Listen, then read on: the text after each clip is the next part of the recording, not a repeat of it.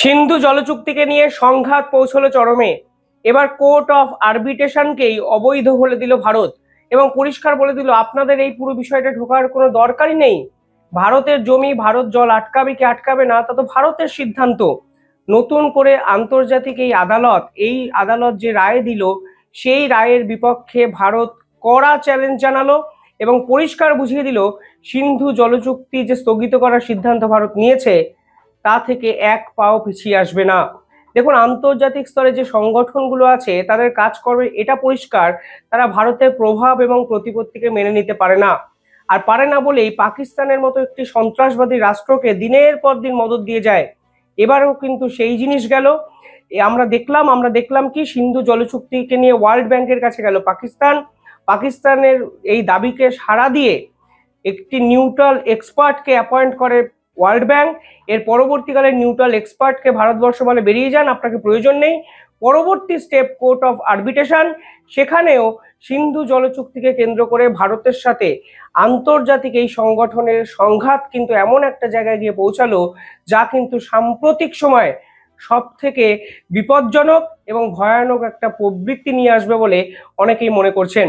কি হয়েছে পুরো ঘটনা দেখুন, আমি আপনাদের সামনে সহজ করে ব্যাপারটা বোঝানোর চেষ্টা করছি, তাহলে আপনারা বুঝবেন কালকে কি এমন ঘটনা ঘটে গেল যার জন্য ভারতের এই বোল্ড স্টেপ, এটাকে বোল্ড স্টেপ বলছে, কড়া পদক্ষেপে আন্তর্জাতিক মহল রীতিমতো স্তম্ভিত। কারণ কোর্ট অফ আরবিট্রেশনের এই আইন মানব না, এটা আন্তর্জাতিক ক্ষেত্রে এর আগে কটা দেশ এইভাবে বলতে পেরেছে আমি জানি না।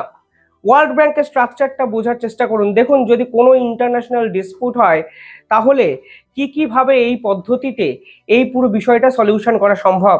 প্রথমত ওয়ার্ল্ড ব্যাংক মেডিয়েশন করেন, অর্থাৎ মধ্যস্থতাকারী হিসাবে ওয়ার্ল্ড ব্যাংক ঢুকে যান।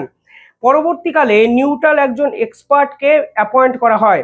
এই নিউট্রাল এক্সপার্টকেই ভারতবর্ষ কিন্তু প্রথমে বলেছিলেন আপনাকে এই বিষয়ে আমাদের আর প্রয়োজন নেই। নিউট্রাল এক্সপার্ট মানে এই পদে কাকে অ্যাপয়েন্ট করা হয়েছে সেটাও আমি আপনাদের বলবো। এই নিউট্রাল এক্সপার্টের পরবর্তী ধাপটাই হলো কোর্ট অফ আরবিট্রেশন, যেখানে 7 সদস্যের বিচারপতিরা থাকেন, একটা জাজ থাকেন এবং বিভিন্ন দেশের বিভিন্ন মেম্বাররা থাকেন। অর্থাৎ লং টার্ম সলিউশনের জন্য কোনো দেশ কোনো ইন্টারন্যাশনাল চুক্তি যদি কেউ ভাইলেট করে, এই ডিসপুটকে কেন্দ্র করে কোর্ট অফ আরবিট্রেশনে যেতে পারে। কোর্ট অফ আরবিট্রেশনেরও পরে কিছু নির্দিষ্ট ভাগ আছে, সেটা এই ভিডিওতে অপ্রাসঙ্গিক, আমি আর বলছি না আপনাকে। নিউট্রাল এক্সপার্ট পদে ওয়ার্ল্ড ব্যাংক কিছুদিন আগে এক ব্যক্তিকে পাঠিয়েছিলেন যার নাম হলো মাইকেল লিনো। এই মাইকেল লিনোর পরিচয়টা কি? তিনি একজন ড্যাম ইঞ্জিনিয়ার, তিনি ফ্রেঞ্চ নাগরিক, একজন ড্যাম ইঞ্জিনিয়ার। এবার সমস্যাটা বেঁধেছে, এই ড্যাম ইঞ্জিনিয়ারকে ভারতবর্ষ কিন্তু কোনোভাবেই মেনে নিতে চাইছে না। মানে ভারতবর্ষের ভার্সানটা হলো আমরা আমাদের চুক্তি বন্ধ করব কি খোলা রাখবো তা কোনো নিউট্রাল এক্সপার্ট ডিসাইড করতে পারে না। আর এটাই বাস্তব যে ওয়ার্ল্ড ব্যাংকের মতো সংগঠন দিনের পর দিন আমাদের মাঝখানে ঢুকে শুধুমাত্র আমাদের এই যে কর্মপদ্ধতি, সেই কর্মপদ্ধতিটাকে আটকানোর চেষ্টা করেছে এবং এটাকে জটিল করার চেষ্টা করেছে। এই যে মাইকেল লিনো, তার পরিচয় হলো ফ্রেঞ্চ ড্যাম ইঞ্জিনিয়ার। তিনি বর্তমানে president of the international commission on large dam, অর্থাৎ নিঃসন্দেহে হাই প্রোফাইল ব্যক্তিত্ব, যাকে ওয়ার্ল্ড ব্যাংক অ্যাপয়েন্ট করে 2022 সালে। ওয়ার্ল্ড ব্যাংকের যে নির্দিষ্ট আর্টিকেল আছে, আর্টিকেল 9 অ্যানেক্সার এফ, এই অ্যানেক্সার এফ এর আন্ডারে যে ডিসপুট রেজলিউশন আছে, সেই রেজলিউশন অনুযায়ী এনাকে অ্যাপয়েন্ট করা হয়। অপারেশন সিন্দুরের আগে যখন এই যে সিন্ধু জলচুক্তি অর্থাৎ ইন্দাস ওয়াটার ট্রিটিকে স্থগিত করা হয় ভারতের পক্ষ থেকে, তখন পাকিস্তান ফের একবার ওয়ার্ল্ড ব্যাংকের কাছে যায়। ফলে এই সকল নিউট্রাল এক্সপার্ট, এই সকল কোর্ট অফ আরবিট্রেশন হঠাৎ করেই জেগে ওঠে। এরা কিন্তু এর আগেও ভারতকে বারংবার বিভিন্ন কাজে কিন্তু রোধ করেছে, যদিও ভারতবর্ষ আন্তর্জাতিক প্রেসারের কাছে মাথা নত করে সে সময় কড়া রিপ্লাইটা দিতে পারেনি, যা আজকে দিল। এবং কোর্ট অফ আরবিট্রেশনকে ভারতবর্ষ এমন একটি চিঠি ধরিয়েছে যেখানে সুনির্দিষ্টভাবে 5টি পয়েন্ট কিন্তু ব্যাখ্যা করা হয়েছে। আমি আপনাদেরকে সামগ্রিক একটি ধারণা দেওয়ার চেষ্টা করব। দেখুন, এর আগেও যদি 5 বছর আগে ফিরে যান, 2018 সালে ভারতবর্ষ যখন সিন্ধু জলচুক্তির উপর কিষাণ গঙ্গা প্রজেক্ট করে, সেখানেও কিন্তু ওয়ার্ল্ড ব্যাংক ঢুকে যায়। এমনকি কিষাণ গঙ্গা প্রজেক্টের কাজকর্ম বন্ধ করে দিতে বাধ্য হয়েছিল ভারত।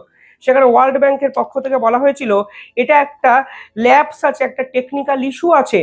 কিন্তু এই টেকনিক্যাল ইস্যুটাকে রিকভার করে সলিউশন না খুঁজে আপনারা পুরো প্রজেক্টটাই বন্ধ করে দিচ্ছেন, কারণ পাকিস্তানের মনে হচ্ছে এই কিষাণ গঙ্গা প্রজেক্ট করে পাকিস্তানকে জল পাঠানো কমিয়ে দেবে ভারত এবং সিন্ধু জল চুক্তি নাকি ভাইলেট করবে। এর আগে ওয়ার্ল্ড ব্যাংক বলেছিল এই যে কিষাণ গঙ্গা প্রজেক্ট তার মধ্যে একটা প্রসিডিউরাল ল্যাপস আছে, অর্থাৎ কোনো না কোনোভাবে নিয়ম মানা হয়নি। যদিও পাকিস্তান এই পুরো প্রজেক্টটাকে নিয়ে কোর্ট অফ আরবিট্রেশনে চলে যায়, অর্থাৎ নিউট্রাল এক্সপার্টের পরবর্তী ধাপ কোর্ট অফ আরবিট্রেশন, যেখানে পাকিস্তান গেছিল। এবার এই কিষাণ গঙ্গা এবং র্যাটেল প্রজেক্টকে নিয়ে কোর্ট অফ আরবিট্রেশনকেই অবৈধ বলে দিল ভারত। 2018 সালে কোর্ট অফ আরবিট্রেশনে পাকিস্তান কিন্তু কিষাণ গঙ্গা প্রজেক্টটিকে নিয়ে যায় এবং পরবর্তীকালে আমরা দেখতে পাই চেনাবের উপর যে বগলিহার দাম আছে তার কাজও কিন্তু ভারতবর্ষ বন্ধ করে দিতে বাধ্য হয়। শুধু চেনাবের উপর বগলিহার প্রজেক্ট নয়, র্যাটেল প্রজেক্ট যা শুরু হয়েছিল 1987 সালে, 1987 সালের একটা প্রজেক্টের কাজই বন্ধ করে দিতে বাধ্য হয়েছিল শুধুমাত্র পাকিস্তান দাবি করেছিল ভারতবর্ষ নাকি সিন্ধু জল চুক্তিকে মান্যতা দিচ্ছে না। এবার দুটো প্রজেক্ট, বগলিহার প্রজেক্ট 2008-9 শুরু হওয়া একটা প্রজেক্ট বন্ধ, র্যাটেল রাম 1987 সালে শুরু হওয়া একটা প্রজেক্ট বন্ধ। এই দুটো প্রজেক্টের কাজ ভারতবর্ষ ফের শুরু করে, পাকিস্তান চলে যায় কোর্ট অফ আরবিট্রেশনে, কারণ তার আগের ধাপ নিউট্রাল এক্সপার্ট, যেখানে মাইকেল লিনোর কথা বললাম, সেই মাইকেল লিনোর সুপারিশকে ভারতবর্ষ মান্যতা দিতে চায় না। ভারতবর্ষ কোর্ট অফ আরবিট্রেশন নিয়ে কি কথা বলেছে আমি নিঃসন্দেহে আপনাদের বলবো, কিন্তু সমস্যাটা আরো কোথায় বেড়েছে। ভারতবর্ষ এটা করতে চাইছে যে এই যে চেনাবের জল, যে চেনাবের জলের উপর পাকিস্তানের পাঞ্জাব প্রদেশের 40% ডিপেন্ডেন্সি, সেই চেনাবের জল সম্পূর্ণভাবে পাঠানো বন্ধ করে দিচ্ছে।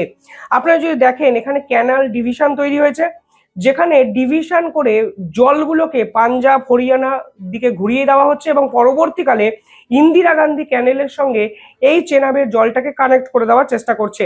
এমনকি সিন্ধু জলচুক্তির এই পার্টিকুলার ধাপে ভারতবর্ষ পাতালদাম এবং রাতেলদাম, কিওর একাধিক হাইড্রো পাওয়ার প্রজেক্ট কিন্তু শুরু করে দিয়েছে। ফলে পাকিস্তান বুঝে গেছে ভারতবর্ষ যেভাবে অ্যাগ্রেসিভলি এগোচ্ছে, জল যেটুকু তারা পাচ্ছিল সেটুকু পাওয়াটাও বন্ধ হয়ে যাবে। চেনাবের এই জল বন্ধ করলে পাকিস্তানের কি ক্ষতি হবে? দেখুন, পাঞ্জাব প্রদেশ তার 40% জল কিন্তু চেনাব থেকে যায়। শুধু তাই নয়, 3 মিলিমিটার মানে 3 হেক্টর যে জমি আছে, সেই জমিতে যে গম তৈরি হয়, চাষবাস হয়, চাল তৈরি হয়, তা কিন্তু চেনাবের জলের উপরেই ডিপেন্ড করে আছে। 70% অফ এগ্রিকালচার, কৃষিকাজ কিন্তু চেনাবের জলের উপর ডিপেন্ড করে হয়। পাশাপাশি খাওয়ার জল হিসেবে ব্যবহার করা হয়, হাইড্রো পাওয়ার প্রজেক্ট হিসাবে পাকিস্তান এই জলটাকে ব্যবহার করার চেষ্টা করে। এমনকি পাঞ্জাবের টোটাল যে জিডিপি তার 70% কন্ট্রোল কিন্তু এই চেনাবের জল দ্বারা হয়। এবার কোর্ট অফ আরবিট্রেশনে পাকিস্তান যায়, বুঝতেই পারছেন অত্যন্ত গুরুত্বপূর্ণ দুটি প্রজেক্ট র্যাটেলদাম এবং কিষাণ গঙ্গা, যেগুলোকে ভারতবর্ষ করলে তাদের কাছে এই জল যাওয়া নাকি সম্পূর্ণ বন্ধ হয়ে যাবে, তা পাকিস্তান বলেছে। এবার ভারতবর্ষ এই মুহূর্তে একটি স্টেটমেন্ট ইস্যু করেছে, সেখানে কোর্ট অফ আরবিট্রেশনকে ভারতবর্ষ দুটো শব্দে ব্যাখ্যা করেছে। একটা হলো illegal and void, almost similar দুটি শব্দ, অবৈধ এবং যার কোনো সাংবিধানিক ভিত্তি নেই। ফলে কোর্ট অফ আরবিট্রেশন কখনো ডিসাইড করতে পারে না একটি দেশ অন্য দেশকে জল দেবে কি দেবে না, কারণ ভারতবর্ষ যেখানে বাঁধ তৈরি করছে, যেখানে হাইড্রো পাওয়ার প্রজেক্ট তৈরি করছে, তা ভারতের জমি। ভারতের জমি ভারত কিভাবে ব্যবহার করবে তা আন্তর্জাতিক কোনো তৃতীয় শক্তি বা কোনো সংগঠন ব্যবহার করতে পারে না। পরবর্তীকালে এখানে ভারতের পক্ষ থেকে যে স্টেটমেন্ট দেওয়া হয়েছে, অত্যন্ত ইম্পর্টেন্ট একটা লাইন আমি আপনাদের পড়ে শোনাচ্ছি।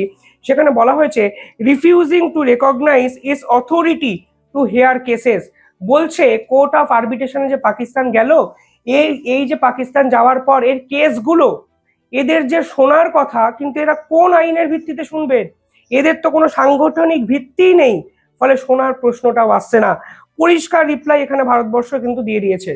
এখানে বিদেশ মন্ত্রকের পক্ষ থেকে একটি স্টেটমেন্ট দেখালে আপনারা বুঝবেন কোর্ট অফ আরবিট্রেশন নিয়ে ভারতের এক্স্যাক্ট কি মন্তব্য আন্তর্জাতিক স্তরকে নাড়িয়ে দিয়েছে। এখানে বিদেশ মন্ত্রকের পক্ষ থেকে বলা হয়েছে, India has never recognized the existent in law of its so called court of arbitration, and India's position has all along been that the consultation of this so-called arbitral body is in itself a serious breach of the Indus Water Treaty. অর্থাৎ ভারতবর্ষ বুঝিয়ে দিয়েছে এই so call যে body তৈরি হয়েছে, যেটা আমি বললাম 7 সদস্যের একটি বডি তৈরি হবে যারা লং টার্ম ডিসপুটগুলোকে সলিউশন খোঁজার চেষ্টা করবে, সেই বডির এক্সিস্টেন্স নিয়ে প্রশ্ন তোলা হলো ভারতের পক্ষ থেকে। আরো একটা স্টেটমেন্টে ভারত সরকার পরিষ্কার বলেছে, no court of arbitration much less this illegally constituted arbitral body which has no existence in the eye of law has the jurisdiction to examine the legality of the India's action in exercise of its rights as a sovereign। অর্থাৎ পরিষ্কারভাবে বোঝা যাচ্ছে ভারতবর্ষ এই আন্তর্জাতিক যে আদালত, যে court of arbitration, যেই আরবিট্রেশনের জন্য এতদিন পাকিস্তান লাফাচ্ছিল যে আমরা কোর্ট অফ আরবিট্রেশনে চলে গেছি, অ্যাজ পার চুক্তি তারা জল বন্ধ করতে পারে না, সেই পার্টিকুলার আন্তর্জাতিক যে আরবিট্রেশন ল, সেই লটাকেই চ্যালেঞ্জ করে বসলো ভারত। আমার মনে হয় নিঃসন্দেহে অত্যন্ত গুরুত্বপূর্ণ পদক্ষেপ। এবং ভারতবর্ষে যে দাবি সন্ত্রাসবাদ বন্ধ না হলে জল পাঠানো যাবে না পাকিস্তানকে, সেখানেই কিন্তু ভারতবর্ষ আটকে থাকলো। যেরকম সম্ভাবনা এসসিও সামিটে দেখা গেছিল, যে এসসিও সামিটে পাকিস্তান ওরিয়েন্টেড পেহেলগামের হত্যাকাণ্ড রেজলিউশনটাই অফিসিয়াল ডকুমেন্টে রাখা হয়নি, এবং রাখা হয়নি বলে সই করেনি ভারত, একদম হুবহু সেই রকম অ্যাগ্রেসিভ অ্যাটিটিউড কোর্ট অফ আরবিট্রেশনকে নিয়ে ভারতবর্ষ দেখালো। কোর্ট অফ আরবিট্রেশনের বৈধতা কি? আপনারা কোন আইনের বলেন যে ভারতবর্ষ জল আটকে রাখতে পারবে না? ভারতের নিজের জমি যা ইচ্ছা ভারত করবে, একদম হুঁশিয়ারি ভারতের বিদেশ মন্ত্রকের পক্ষ থেকে এলো। এবং আমার মনে হয় সিন্ধু জল চুক্তিকে স্থগিত করে ভারতবর্ষ সিন্ধুর জল পাঠানো বন্ধ করলেও আন্তর্জাতিক আদালতের বিপক্ষে যুদ্ধ ঘোষণা করে যে জল যাত্রা শুরু করলো, সেই জল অনেক দিন কিন্তু গড়াবে। আপনারা কিভাবে দেখছেন পুরো বিষয়টি কমেন্টে জানাবেন, এবং ভারতের এই পদক্ষেপকে আপনারা কিভাবে দেখেন নিঃসন্দেহে আপনারা বলবেন। দেখতে থাকুন দ্য ইন্ডিপেন্ডেন্ট বেঙ্গল, কমেন্টে জানাবেন আপনারা কিভাবে জানেন। চ্যানেলটিকে ভালো লাগলে একটু সাবস্ক্রাইব করে দেবেন। ধন্যবাদ।